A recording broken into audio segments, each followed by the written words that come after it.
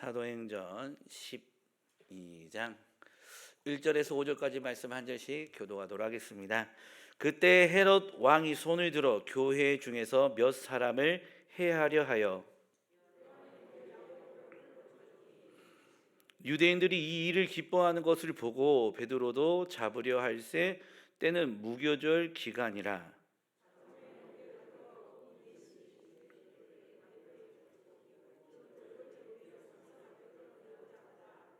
함께 읽겠습니다. 이에 베드로는 옥에 갇혔고 교회는 그를 위하여 간절히 하나님께 기도하더라. 아멘. 오래전 독일의 한 어느 마을에 자기 아버지에 대해서 굉장한 자랑스러움과 긍지와 자부심을 가진 유대계 소년이 살고 있었습니다. 유대교 신앙을 가진 그의 부모는 열성이 있는 신자였기 때문에 안식일마다 회당에 참석하여 11조와 예물을 드리며 경건한 신앙생활을 하였고 자녀들에게도 그렇게 신앙생활을 하도록 가르쳤습니다. 그러다가 이 소년이 10대가 되던 때에 가족들은 다른 마을로 이사하게 되었는데 새로 이사한 마을은 개신교인 루터파 교회뿐이었습니다. 짐들을 정리하고 새로운 사업을 시작한 부치는 가족들에게 말하기를 다음 주부터 우리들의 유대교의 전통적 신앙을 포기하고 루터파 교회로 출석하자라고 했습니다.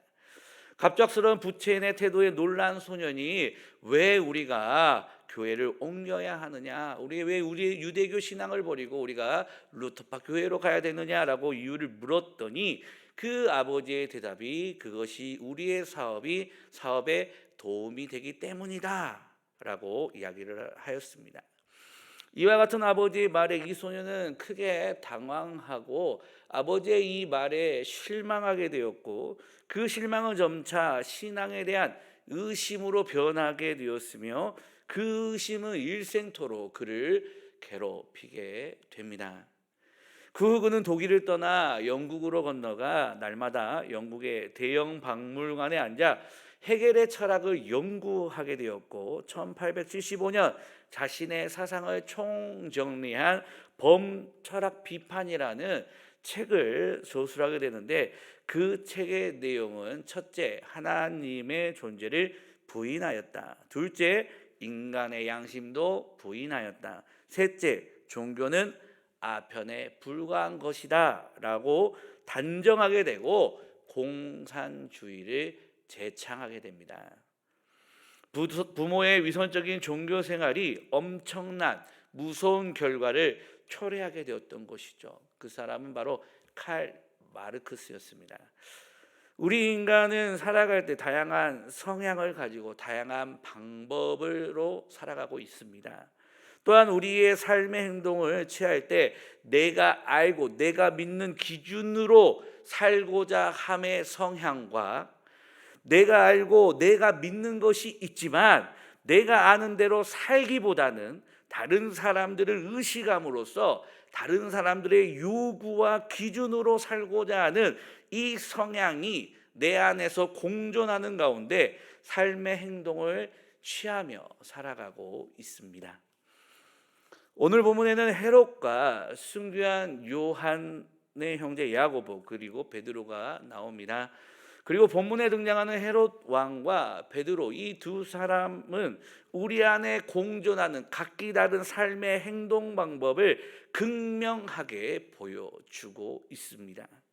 그렇다면 오늘 우리는 이 두 인물을 통해 과연 우리가 이 땅에서 어떠한 삶을 살아야 할지 함께 나눠보고자 합니다.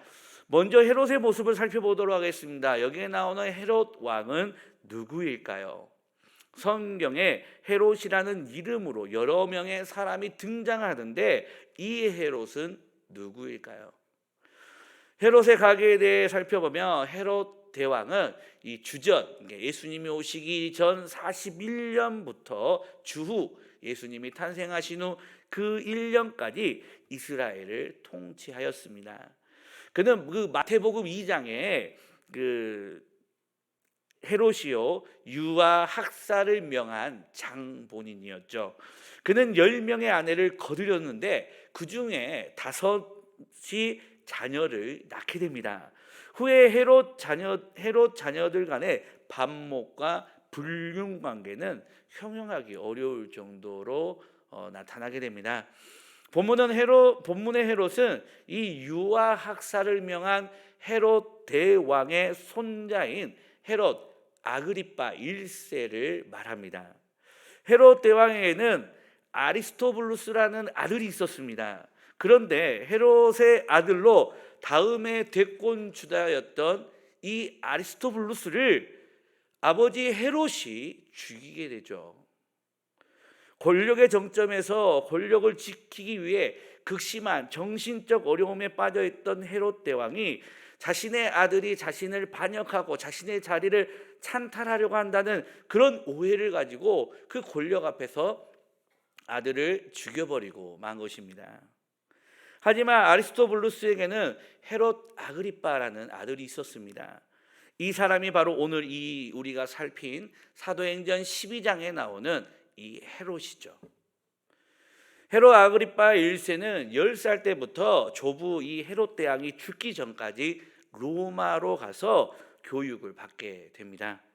그런데 로마에서 방탕하러 살다가 이 디베리오 황제에게 말을 실수하게 되고 그 실수로 인하여서 황제가 죽을 때까지 로마에서 죄수로 있게 됩니다. 이로 인해 그의 생애의 3분의 1을 이 로마에서 보내게 되죠. 로마에서 죄수와 같은 이 신분 생활을 하였던 이 헤롯 아그리파 1세는 디베리오 황제가 죽은 후에 갈리굴라가 황제가 되는데 옆에서 공헌을 하게 되고 그 보답으로 AD 37년 숙부 빌립의 영토인 갈릴리 지방의 분봉왕이 되게 됩니다.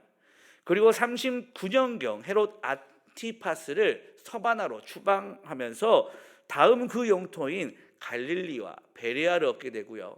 41년경 갈리굴라가 죽기 전에 유대와 사마리아 지역까지 얻음으로써 이 헤롯 대왕 자신의 할아버지가 지배하였던 그 전 영토를 장악하게 됩니다. 굉장히 정치력이 있는 인물이죠.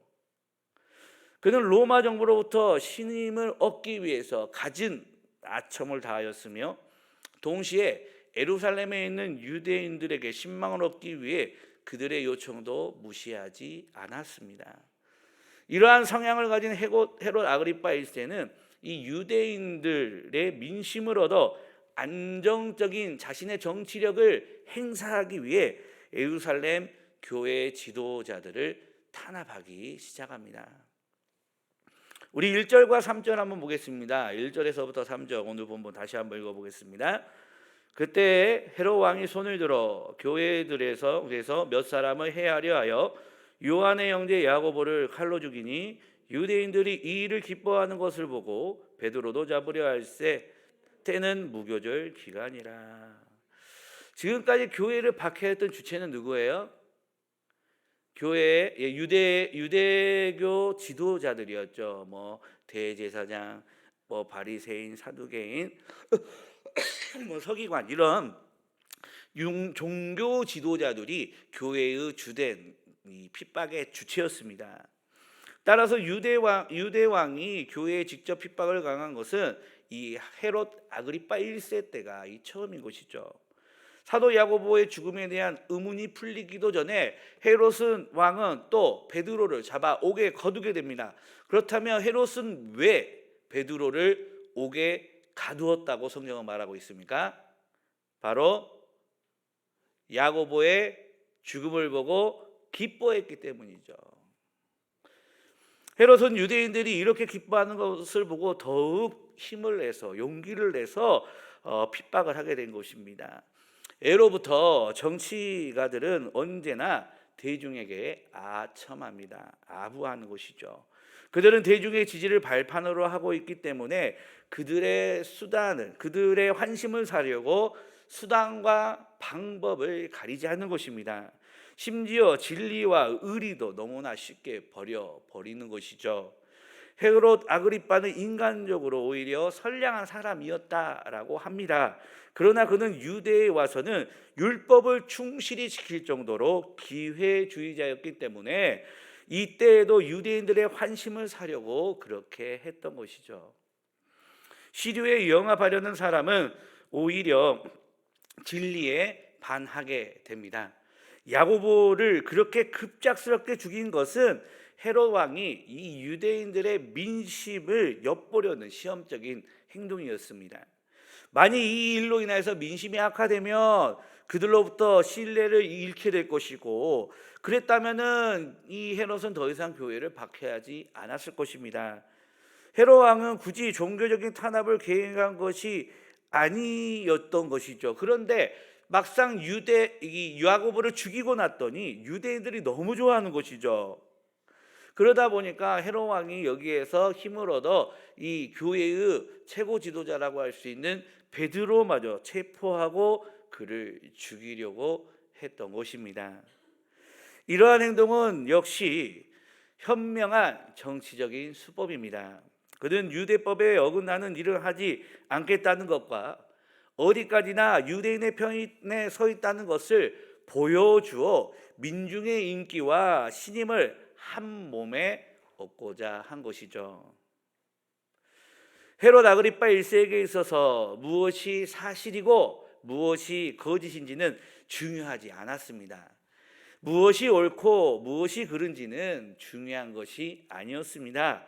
그는 민중의 지지만 얻을 수 있다면, 민중의 마음만 얻을 수 있다면 거짓이어도 옳지 않는 행동일지라도 과감하게 행동하였던 사람이었습니다.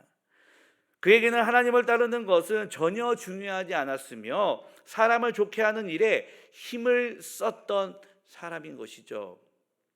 하지만 베드로는 헤롯 아그리파 1세와는 달랐죠. 그는 사람을 좋게 하지 않았으며 하나님을 따랐습니다. 사도행전 4장 17절에서 20절 말씀인데요, 우리 한번 같이 읽어보도록 하겠습니다. 이것이 민간에 더 퍼지지 못하게 그들을 위협하여 이후에는 이 이름으로 아무에게도 말하지 말게 하자 하고, 그들을 불러 경고하여 도무지 예수의 이름으로 말하지도 말고 가르치지도 말라 하니, 베드로와 요한이 대답하여 이르되 하나님 앞에서 너희의 말을 듣는 것이 하나님의 말씀을 듣는 것보다 옳은가 판단하라. 우리는 보고 들은 것을 말하지 아니할 수 없다 하니 아멘. 유대의 지도자들은 예수를 그리스도라 증거하는 사도들이 싫었습니다. 그래서 그들을 데려다가 산헤드린 법정에, 공회 법정에 세우고 매질도 하고 온갖 핍박을 다 한 것이죠. 그러면서 유대 지도자들은 사도들과 성도들에게 말합니다. 지금까지 너희들이 저질렀던 모든 죄를 더 이상 묻지 않겠다. 그러니까 지금부터 예수가 그리스도라는 말 하지 말아라 라고 말을 한 것이죠. 하지만 온갖 회유와 매질에도 제자들은 그 회유와 매질에 굴하지 않게 됩니다. 그들은 사람들의 귀를, 사람들의 눈을 즐겁게 하지 않았던 것이죠. 그러던 차 민심을 얻기 위해 유대인들이 싫어하는 그리스도인들을 탄압하기 위해 왕의 군대가 쳐들어왔습니다. 요한의 형제요 함께 예수님의 제자로서 동역하였던 야고보가 그 군대에 끌려가게 됩니다. 끌려간 야고보는 얼마 되지 않아 칼에 목숨을 잃게 됩니다. 두렵고도 떨리는 살벌한 예루살렘의 분위기 속에서도 사도들은 도망가지 않았습니다. 예전 예수님께서 붙잡혀 신문당하실 때에 예수님을 모른다고 부인하였던 베드로, 십자가에 매달려 죽으셨을 때 모두가 도망가 버렸던 제자들, 하지만 부활 승천하신 예수님을 만난 이들, 성령에 충만한 이들은 도망가지 않았습니다. 그리하여 야고보를 죽이자 기뻐하는 유대인들을 본 헤롯 아그리파 1세는 이제 사도들의 수장이라 할 수 있는 이 베드로를 체포하기에 이른 것이죠. 사랑하는 성도 여러분, 오늘 우리는 헤롯 아그리파 1세와 사도 베드로의 모습을 봅니다. 이들의 삶의 모습을 보며 어떠한 생각이 드십니까? 사람을 좋게 하여 자신의 정치적 기반을 든든히 한 이 아그리파 1세와 하나님을 따름으로 죽음의 위기에 처한 베드로의 모습을 보며 우리들은 어떠한 삶의 방향성을 가지고 살아가야 하겠습니까? 우리는 여기에 대한 해답을 오래지 않게 발견할 수 있게 됩니다. 바로 하나님을 우리가 따라야 하는 것이죠. 성경은 후의 내용을 통해서 우리에게 분명하게 증거해 줍니다. 당장은 사람을 좋게 하였던 헤롯이 성공한 것처럼 보이죠. 그 헤롯 대왕, 할아버지가 차지하였던 모든 영토를 차지하고 민중의 지지를 받는 그런 왕으로서 일어서게 됩니다. 하지만 성경은 우리에게 분명하게 말합니다. 우리 12장 22절 24절 한번 볼까요? 12장 22절 24절입니다. 우리 함께 읽겠습니다. 백성들이 크게 부르짖되 이것은 신의 소리요 사람의 소리가 아니라 하거늘 헤롯이 영광을 하나님께 돌리지 아니하므로 주의 사자가 고치니 벌레에게 먹혀 죽으니라. 하나님의 말씀은 흥왕하여 더하더라. 아멘. 성경은 분명하게 이 헤롯의 최후에 대해서 우리에게 말해주고 있습니다. 하나님께서 베드로를 건져내셨으며 자신이 영광을 받기 위해 사람을 좋게 했던 헤롯 왕은 곧 죽게 되죠. 핍박 가운데 있던 예루살렘은 더욱 하나님의 말씀으로 흥왕하게 된 것을 우리는 볼 수 있게 되는 것입니다. 지금 당장은 불의가 악이 승리하는 것 같지만 하나님의 오묘한 섭리 가운데 결국 의가 또한 선이 승리한다라는 것입니다. 이러한 삶의 원리, 곧 사람을 좋게 하는 것이 아니라 하나님을 따르는 삶을 살아야 한다는 삶의 원리는 이 헤롯과 베드로의 모습뿐 아니라 성경하에서 우리는 전반적으로 말해주고 있음을 보게 되는 것이죠.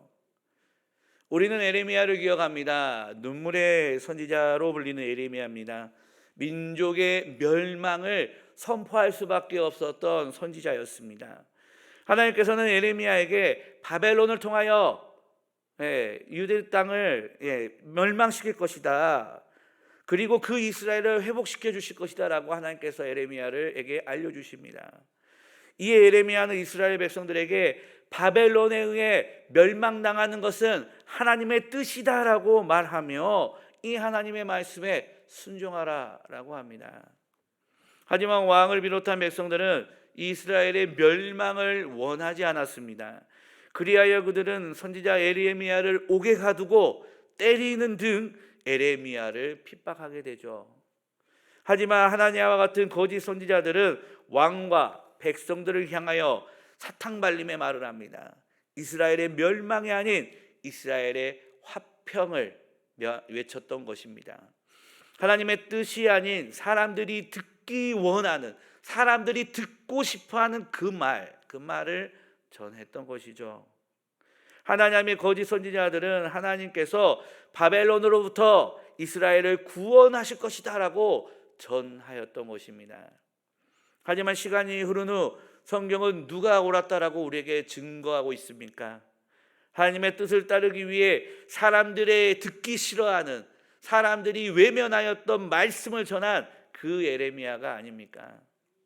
결국 남유다는 하나님 앞에 범죄함으로 바벨론에게 멸망당하였음을 성경은 우리에게 분명하게 말해주고 있습니다.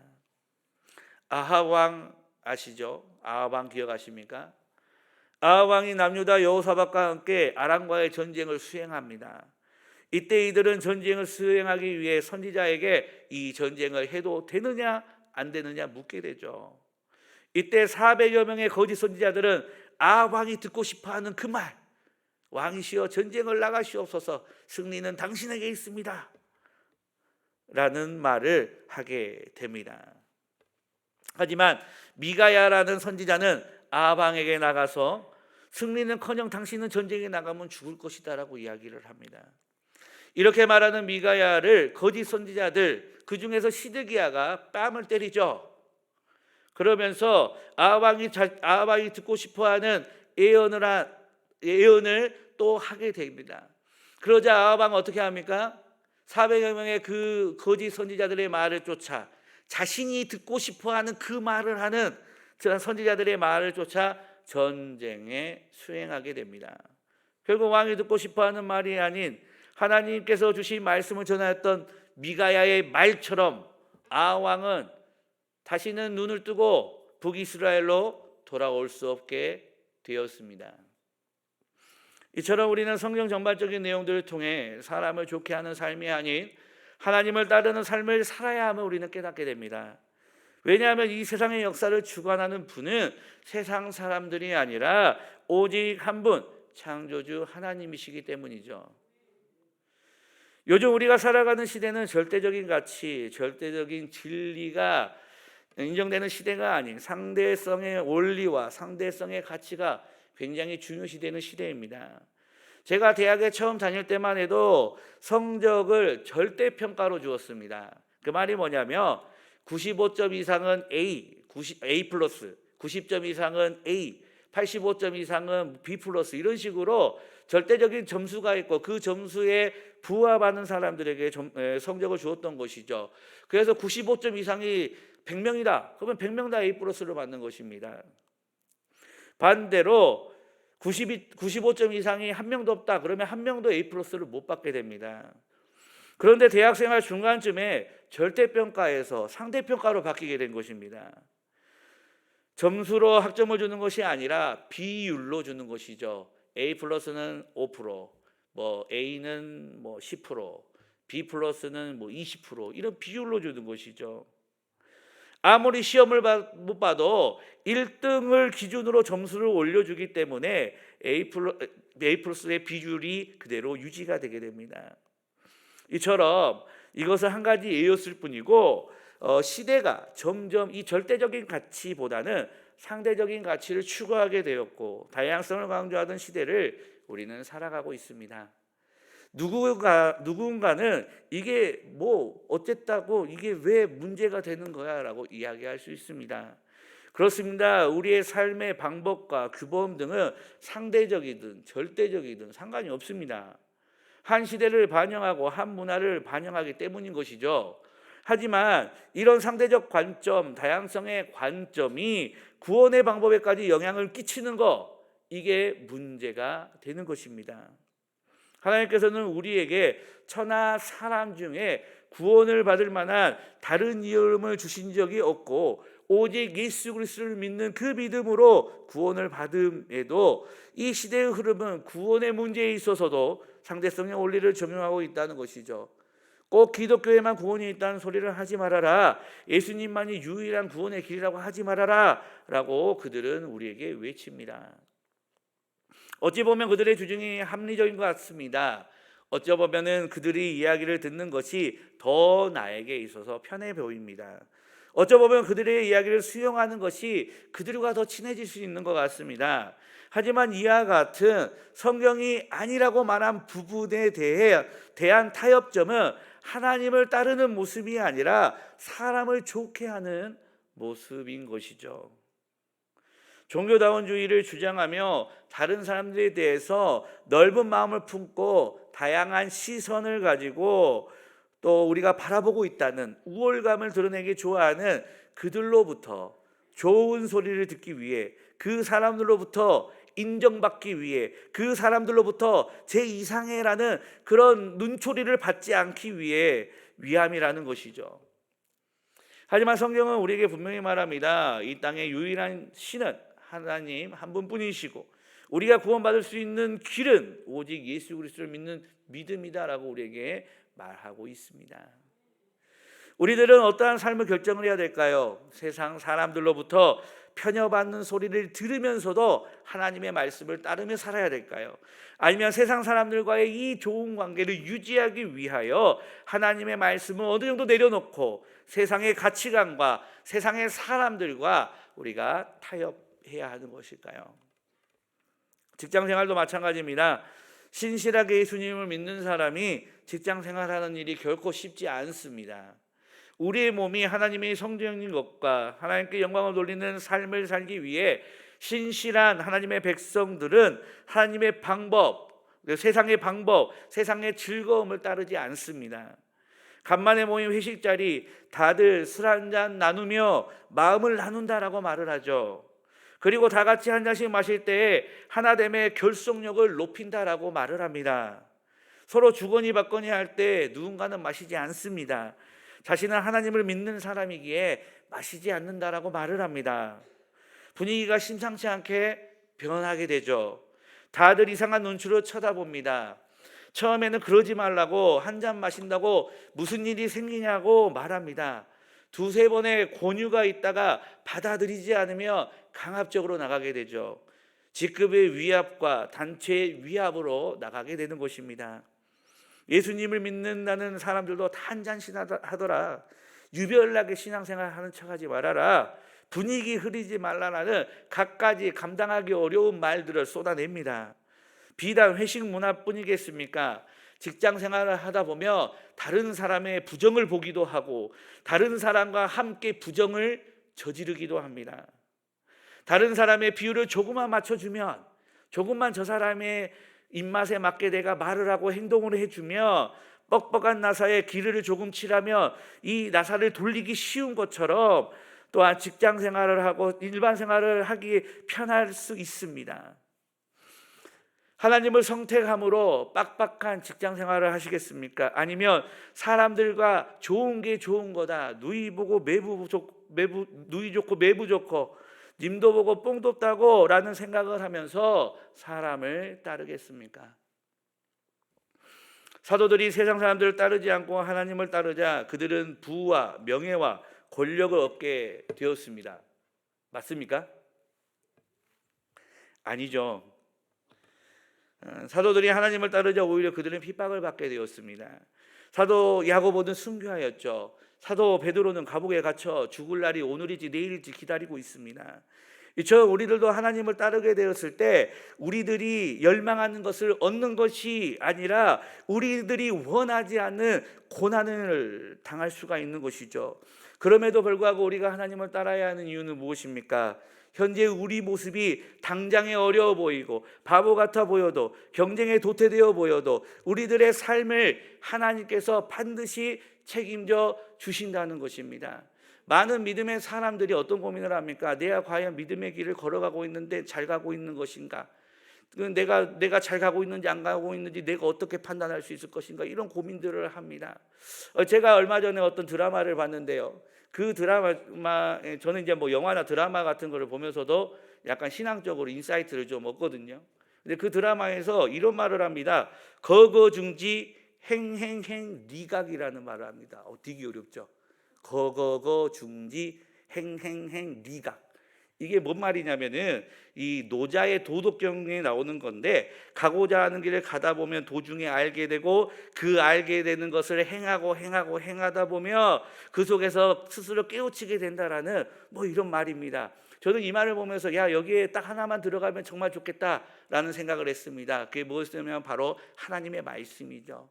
우리가 하나님의 말씀을 붙들고 그 말씀을 가지고 한 걸음 한 걸음 걸어가다 보며 그 안에서 우리가 깨닫게 되고 그 깨달은 말씀들을 한 번 순종하고 행하다 보며 그 말씀 속에서 행하다 보며 우리가 믿음의 그 길에서 내 삶 속에서 나의 길을 인도해 주신 그 하나님을 발견할 수 있겠구나라는 생각을 했던 것이죠. 그런 것처럼 우리가 지금은 당장 보이기에는 부해 보이고 연약해 보이고 뭐 판단 기준이 되게 애매할 수 있습니다. 하지만 우리가 이렇게 믿음의 길을 한 걸음 한 걸음 내리다 보면 결국에 그 끝에서 우리가 하나님의 그 뜻을 발견할 수 있게 된다는 것입니다. 헤브론 아그리파 1세 선지자 에레미야를 반대했다 하나냐, 선지자 미가야의 뺨을 후리치며 왕이 전쟁에서 승리할 것이라고 말하였던 시드기야, 하나님을 따르지 아니하고 자신들의 안위를 위해 사람을 좋게 하였던 이들의 최후는 비참하기 그지없었음을 기억하시기 바랍니다. 하지만 사도들, 선지자 예레미야, 선지자 미가야는 그들의 말을 하나님께서 이루어 주시며 그들의 삶을 인도해 주셨던 복된 인생이었다라는 것을 기억하시기 바랍니다.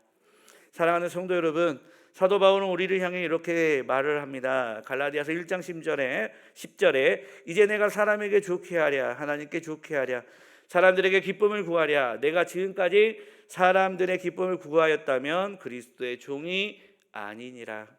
그렇습니다. 위대한 우리의 믿음의 선배였던 이 사도 바울의 바울은 사람이 아닌 하나님을 좋게 하는 삶을 살았다라고 고백하였습니다. 이처럼 믿음의 후배인 우리들도 훗날 우리의 인생을 돌아보며 사람의 말이 아닌 하나님의 말씀에 순종하며 살았다라고 고백할 수 있는 믿음의 귀한 백성들이 다 되시기 바랍니다. 이 시간 우리 함께 찬양하도록 하겠습니다. 찬송가 461장입니다.